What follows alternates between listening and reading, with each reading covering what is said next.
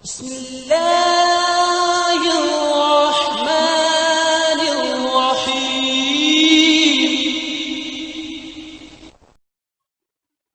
Dear students, welcome once again to Army Public School and College PMA Resource Network. Before we could start our today's lesson of social studies, please subscribe to this channel and click on the bell icon.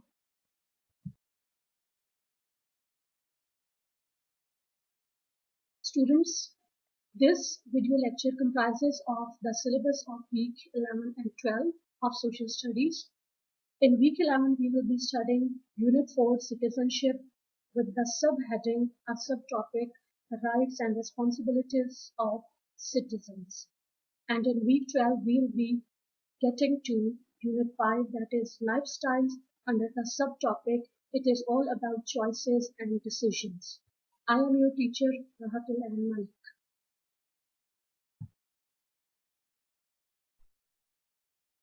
Before we could move on, I would like to share the learning objectives or the things for which we are going to study this topic. The very first is that we want to learn the meanings of the term citizen, what the word citizen means.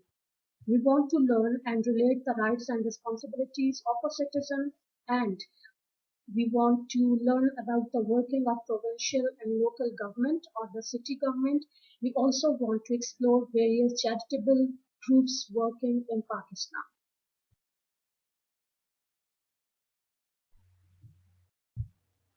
So students, let's get started with the rights and responsibilities of citizens. But before we could move into or get into the details of it, I would like you to know about the meaning of the word citizen, that who is a citizen. Now, according to definition, any person who has the legal right to belong to a particular country is a citizen of that country who enjoys certain rights, like every citizen can vote in elections. So before I could explain this definition, I would like to compare it with a house. Whenever a child is born in a house, does he need any documentation to be a member of that house? Certainly not.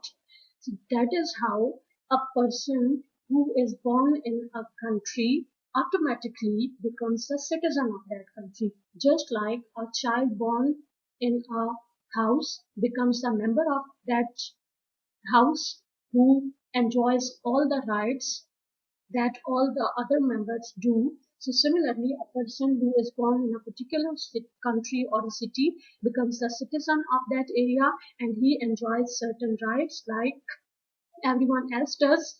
And the very first, very basic or the very common right is that every citizen can vote in elections. The elections that are held after every 5 years, he can vote in those elections and he can elect his representative. So any person who has the right to belong to a country or to live in a particular country is citizen of that country, just like a child who is born in a house. I hope it is clear to you. Let's move on to the next slide. Okay, this is that how does one become the citizen of a country, or how does one become the member of a country? So whenever I say citizen, just take it as a member, right? Okay, a person can become the citizen of a country either by birth or by naturalization. Now, how does he become a citizen by birth? I have already explained. It is just like being born in a house. Whenever you are born in a house, someone is born in a house, he automatically becomes the member of that house. Similarly, whoever is born in a country is automatically the member or the citizen of that country. Now, the second way to become the citizen is by naturalization. Now, this is a process in which a person who is not the, you see, member or citizen of a particular country, he applies for the citizenship, he goes through some or passes through some processes, and then he becomes the member of that society or citizen of that country. That process is naturalization. So let us talk about it further, that people migrate from their own country and become citizens of their adopted country according to the prescribed laws. You might have seen people moving to foreign countries, moving to other countries. Now what happens that they go through some documentations and then they acquire the citizenship of that country. So they migrate, they go to the other country and they become citizen of that adopted country. Adopted country, the country where they have gone, and that is not their homeland or their native country, right? So I hope it is clear that there are two ways to become the citizen of a country, either by birth or by naturalization. Okay, so we have talked about the rights of the citizens. Now we will be talking about the importance of the rights of the citizen, that why are these rights important? What is it that make them important? So let us talk about it, that as citizens, people can elect their representatives in the government who will protect their rights and help them with any problems they may face. Through their representatives, citizens can also participate in the development of the country. So before explaining this particular text, I would like to take it in comparison with the house again. So now there is a situation where you have visited your aunt or uncle's house. No, there are two situations rather. That one situation is that of the house of your aunt or uncle, and the other is of your own house. Now, whenever we are there in someone other's house, what do we do? Do we ask them to cook special dishes for us? Do we ask them to serve us according to our desires? Or do we ask them to buy things that we need? Certainly no, because we have to be formal. That is not our house, our home. So that is why we have to be formal in those places. But when we are at our own house, in our own house, what do we do? That we tell our moms, our sisters, our dads or brothers that we need this particular thing, we want to eat this thing, you have to cook this thing, we have to be served this way, and you have to buy us these things. It means that when you are at your own house, in your own house, it means that you are a permanent member of that house, and you have got every freedom to ask for the things that you want, to ask for the rights. But when you are at your aunt's or uncle's house, what do you do? That you become formal. So similarly, when you are a citizen of your own country or any country you are citizen of, you have the right that you elect the representatives in the governments who will protect your rights or who will solve the problems you may face. But once you are not a citizen of a country, or you are just going there, you have just gone there to have a short visit or whatever, you are not supposed to ask for those rights that you enjoy in your permanent or native homeland, right? So once you are the citizen, you will elect the representatives. These through vote, and these representatives would get into the assembly, and there they will solve your problems. They will talk about your problems and try to give solution to them.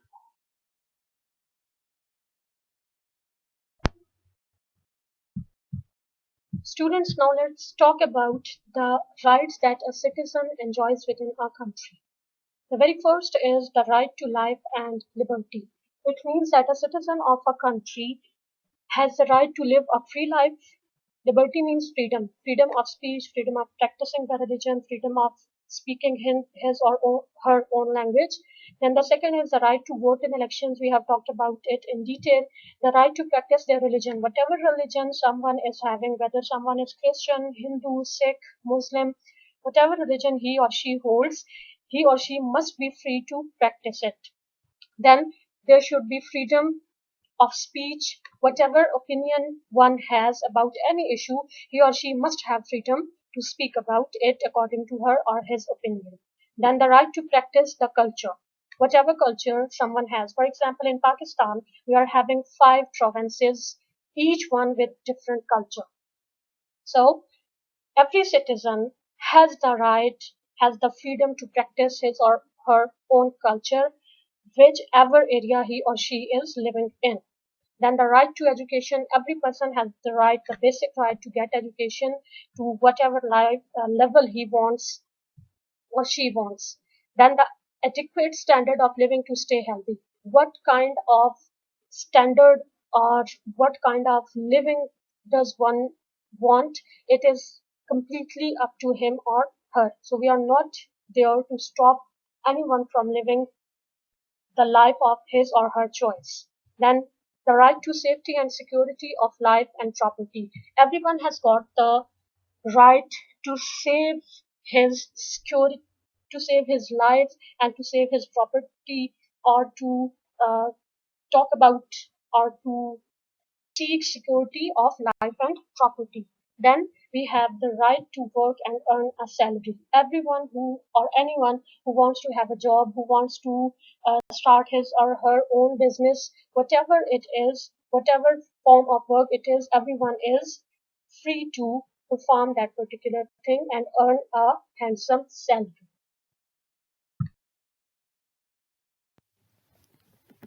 Students, as we have just talked about the rights of citizens, similarly, there are some duties which we call responsibilities, and the balance that is created through these two parts of being a citizen actually makes a society wonderful, or it makes a society a working and a very balanced one. So we must know that responsibilities come with rights. The citizens, along with their rights, also have certain duties which are called responsibilities. The very first duty is to show loyalty to Pakistan. Means you have to accept each and every law. You have to accept all the things that are related to Pakistan. You are not allowed to speak against your own country, and you have to be, loyal to your country. You must love your country.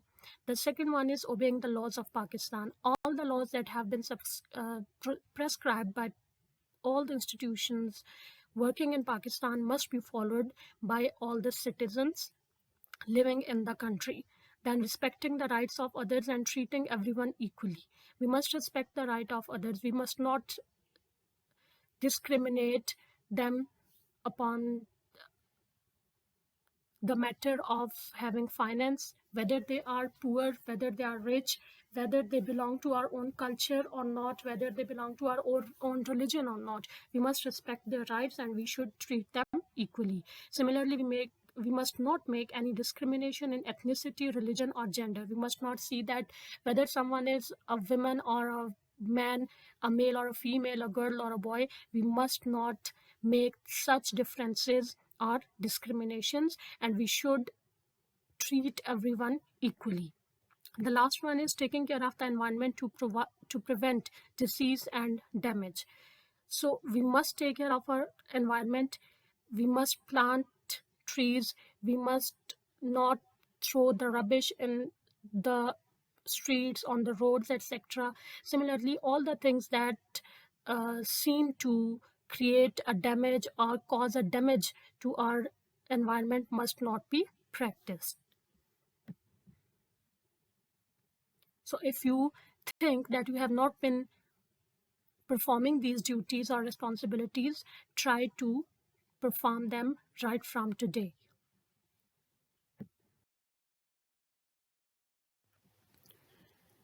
Now, another thing is that how should citizens behave in their provinces? We talked about the responsibilities and duties and rights of the citizens.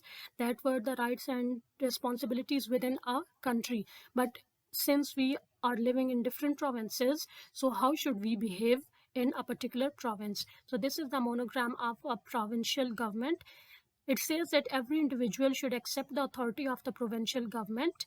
All the things that have been devised by the provincial government must be accepted by every citizen and respect the rights of others in order to maintain peace and harmony in the province. And we must protect the right and respect the rights of others so that there is no turmoil in the province, rather there is a situation of peace and harmony. Then we must be honest and cooperative to make government successful.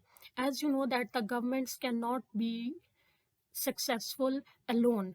We, the citizens of a particular city, province, or country, are the ones who cooperate with them and make the governments successful. Then we must pay taxes on time, because no one can buy the facilities of life like roads, bridges, education, health services. So to make these services available to all the people living with us, we must pay taxes on time. That is our responsibilities as a citizen. Now that was something about citizen, that how citizens should behave in a province. Now we would look into how do local and provincial governments provide citizens with their rights. What do the local and provincial governments do? So with these pictures, you can see that the very important or the very basic things that the local government is responsible for is health, or providing medical services, and providing education. So let us talk about it, that the local and provincial governments provide health and education to the citizens. There are ministries for both the departments in the provinces, and governments have set up schools, colleges, health centers, and hospitals where citizens get free services. You see, the government schools and colleges don't charge fee. They are availed by the students who cannot afford heavy fee, right? Similarly, there are health centers or government hospitals where the people get free treatment. So local government actually ensures that these two basic necessities of life, or these two basic rights of citizens, are protected and promoted. So we must be cooperative with them. Okay, now there is another aspect, and it is that the government alone cannot promote the interest or the rights. It cannot alone protect the rights of the people. So in this case, what happens, that the question is, what if government alone does not protect interest of all the citizens? Then what to do? How will we overcome this problem? And the answer is that in this case, the charitable groups run the welfare programs to safeguard the rights of citizens. This statement means that the groups or the organizations that are helpful for other people, they run some programs, some welfare or well-being programs, in which they safeguard or they try to protect the rights of the citizens. Some of the organizations or charitable groups that are working in Pakistan are Human Rights Education Program, known as HRPP. I am repeating, Human Rights Education Program. This charitable group is working for the education of the people. Then there is Human Rights Commission of Pakistan, HRCP. Now this is a government organization, and it actually works for all the human rights, whether it is about health, whether it is about education, whatever it is. Then we have got the Pakistan Women Lawyers Association, known as PAWLA. This organization or group protects the rights of women lawyers. Then we have got Women's Action Forum. These two, particularly these two organizations, are specified for the rights of women. Then we have got Shahri, another means an organization working for the citizens. And then we have got the Citizens Foundation, TCF, that is also working for the well-being of human beings or for the protection of the human rights. So these are the 6. Yes, 6 major charitable groups or organizations working to protect the rights of the human beings in Pakistan. Okay, that was all about the rights and responsibilities of a citizen. The things that you need to remember are: a citizen is a resident of a city or a country. Means a citizen is a person who lives in a country or city. The rights are balanced by duties and responsibilities, and as we have just talked about them, that it is not only the rights that has to be protected, but in return the responsibilities or the duties have to be performed. The citizens must be cooperative with the government. Why is it important? Because the government alone cannot protect the rights or promote the rights of the citizens. And then after you have read all the things, you have to attempt the content review of this chapter on loose sheets, and you have to submit it on AIS portal. So that was all about week number 11. Now we have got the home assignment or homework from this topic, that you have to write the meanings of any 10 difficult words from pages 52 to 54, and you also have to learn spellings of difficult words. Afterwards, you have to thoroughly read out this chapter and do the content review from textbook page number 54, questions 1 to 4. And you have to submit, I'm repeating it, you have to submit this work on AIS portal. I hope everything is just clear to you. If you find any difficulty in this topic, just pause for a moment, pause the video for a moment, and re-listen or re-watch it.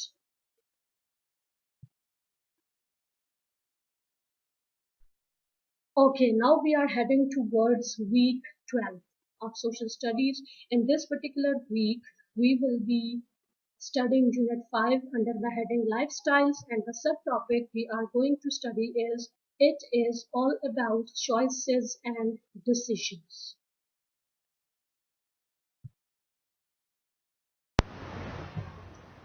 Okay students, this is the story of a girl, Sadia.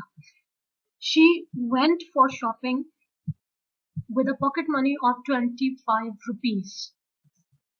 Now what happened that when she entered into the mall, she found two things: a storybook and an ice cream with the cost of 25 rupees each. Now she started thinking, what should she buy? Because she likes both the storybook and the ice cream. So what did she do? She started to think over the benefits of book and the ice cream. And she realized that the benefits of having a book were greater than those of having an ice cream. She could keep the storybook forever and read it again and again, but she could also exchange it for another book, but she could not see any such benefits in choosing the ice cream because it had to go off once she has eaten it. So she decided to buy or purchase the storybook because it had to remain with her forever. So this was a voice decision. This was a best choice. And what this choice is called, let us discuss in the next slide.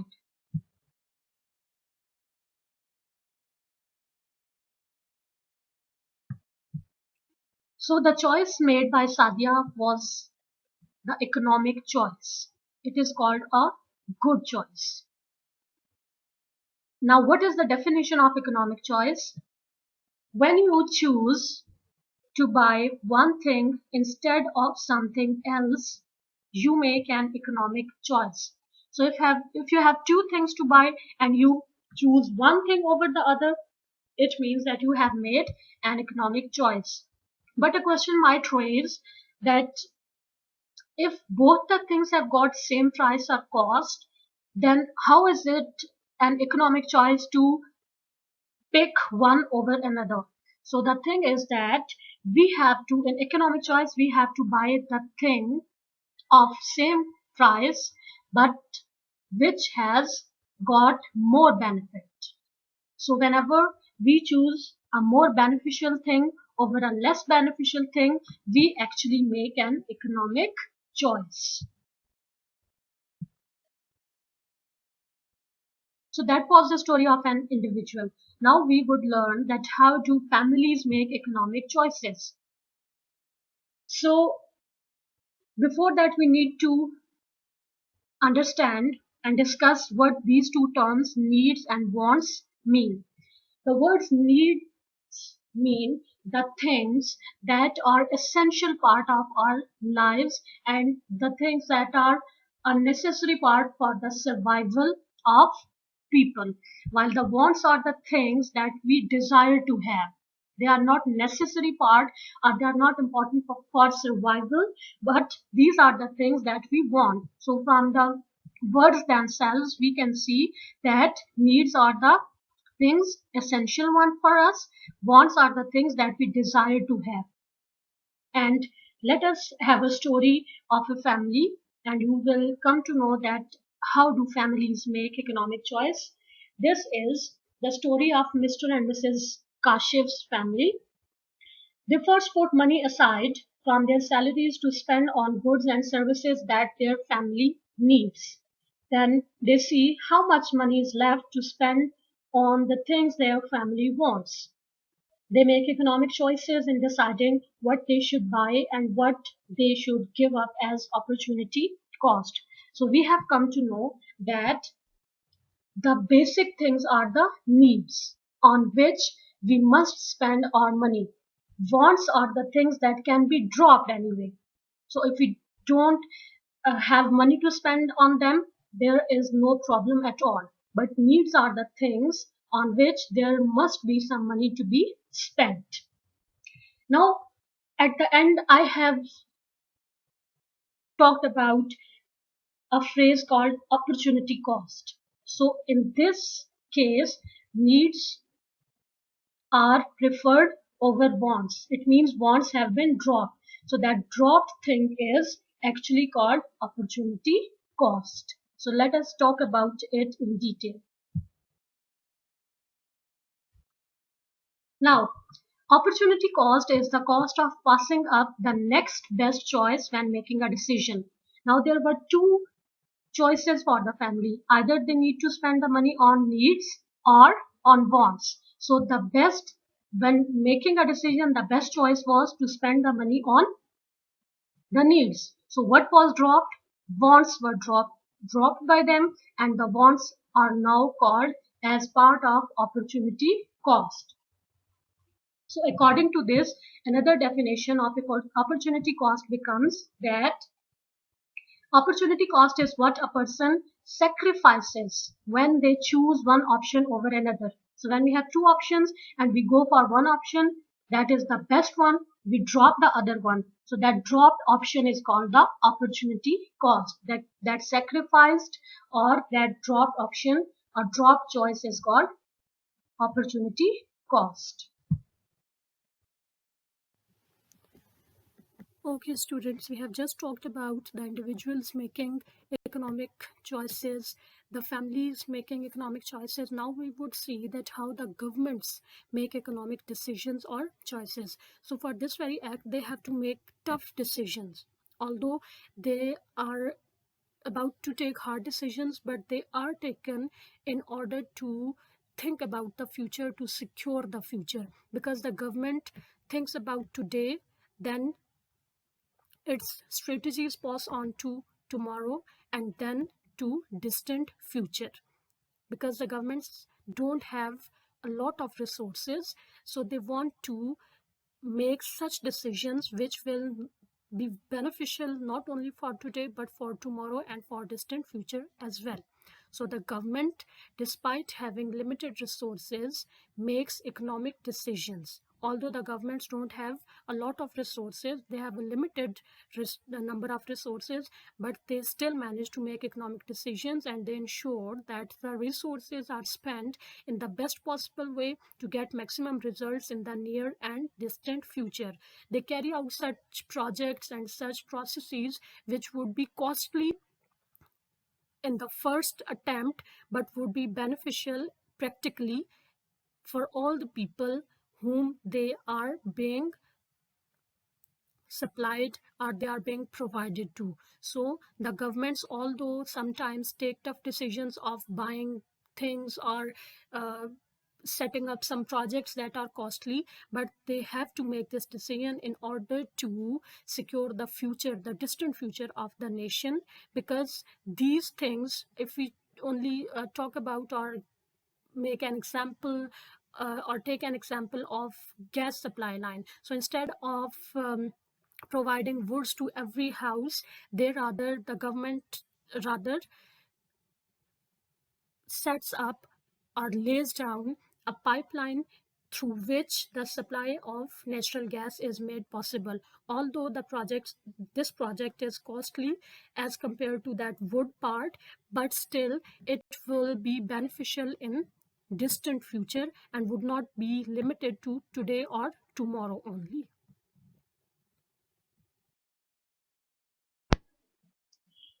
Now let's talk about the working of the government. How does the government work for people?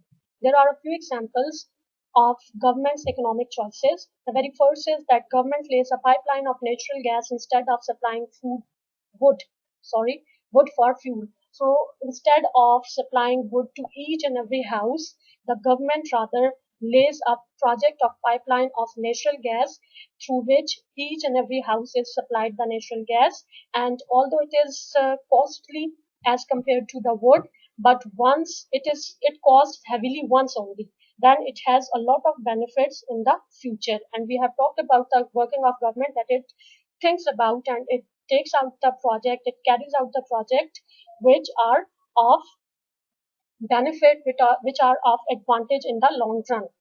Then the governments carry out vaccination programs for various diseases like polio, typhoid, diphtheria.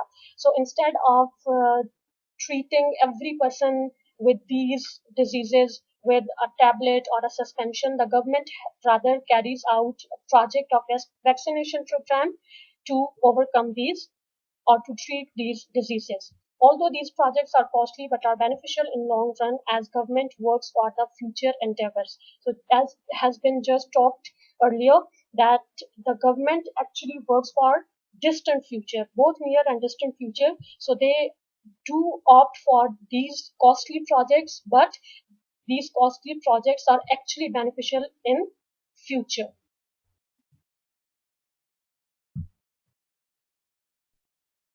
Okay, that was all about the lecture. Now, what are the success criteria? What are the points of success criteria? You have to remember that you have to make economic choices while shopping things. Next time you go shopping, do make economic choices and do let us know.